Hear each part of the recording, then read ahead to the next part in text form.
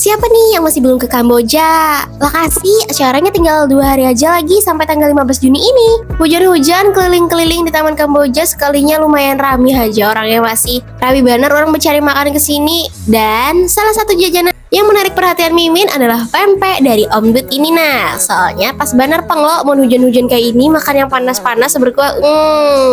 Sedap badar tuh pang. Yang biasanya nuker empek-empek muar kalau isinya tepung aja, tenang. Di sini nih pempeknya full isian kok. Pas Sidin menggorengnya tercium sudah bau sedapnya dan pas dipotong lembut banar bagian dalamnya dan krenyes di luar. Ulun di sini pesannya paketannya. Jadi bisa dapat lebih hemat. Untuk pempeknya di sini ada adaan, ada lenjer kecil, habis itu ada kapal selam dan yang kada ketinggalan ada kulitnya juga. Untuk rasa pempek adaannya enak banar dan ini berasa banar tenggirinya. Habis itu cukonya ada 2, ada yang manis dan pedas. Buan pian yang suka pedas wajib banar sih mencoba ini karena rasa pedasnya nampol.